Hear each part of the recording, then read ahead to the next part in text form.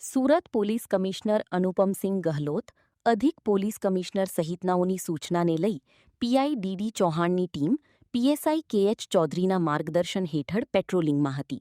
ત્યારે એએસઆઈ વેડુભાઈ તથા એહેકો ગજેન્દ્રદાન અને એહેકો વિક્રમભાઈને મળેલી બાતમીના આધારે દેશી હાથ બનાવટની ટ્રિગરવાળી પિસ્ટલ સાથે અડાજણ ડેપો રોડ પર રહેતા સમીર શાહ ઉર્ફે અગ્નિપથ રાશિદ શાહને ઝડપી પાડી તેની પાસેથી પિસ્તોલ કબજે કરી તેની વિરુદ્ધ કાયદેસરની કાર્યવાહી હાથ ધરી હતી.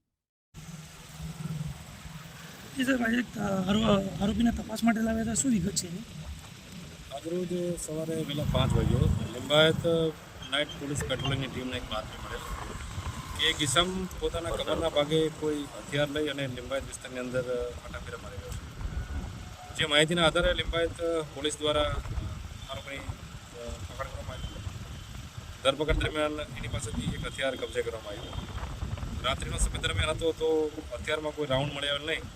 જેથી હાલ રિકન્સ્ટ્રક્શન પંચનામું એટલા માટે કરવામાં આવ્યું હતું કે રાત્રે દરમિયાન કોઈ રાઉન્ડ અગર અહીં મળી આવે તો એની તપાસ માટે આરોપીને લાવવામાં આવેલું. આરોપીનું નામ છે સમીર શાહ રાશિદ શાહ, જે અડાજણ પાટિયા બાપુનગર ગોવડી ખાતેનો રહીશ છે. પ્રાથમિક પૂછપરછ દરમિયાન એવું જણાવ્યું છે કે જે આરોપીની છે કંપની અહીંયા લિંબાયત વિસ્તારમાં રહે છે. 3 મહિના પહેલાં એના લવ મેરેજ થયેલા અને છેલ્લા 3 મહિનાથી બંને પતિ પત્ની વચ્ચે તકરાર ચાલી રહી છે, જે બાબતે અવારનવાર ઝઘડા થઈ રહ્યા છે.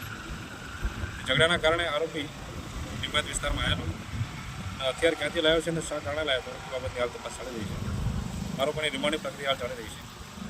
પછી આરોપીને કોર્ટની અંદર રજૂ કરવામાં આવશે અને નામદાર કોર્ટ પાસે રિમાન્ડ માંગશે. સર, કઈ ઇતિહાસ ગુનાહિત ઇતિહાસ છે? આરોપી વિરુદ્ધમાં હત્યાની કોશિશનો સલામતીપુરમાં 2024માં ગુનો દાખલ થયો છે. ત્યારબાદ અવારનવાર 135 જીપી એક્ટના ગુના આરોપી વિરુદ્ધમાં દાખલ થયેલા છે અને આરોપી હથિયાર રાખવાની ટેવવાળો છે એવું કહી શકાય.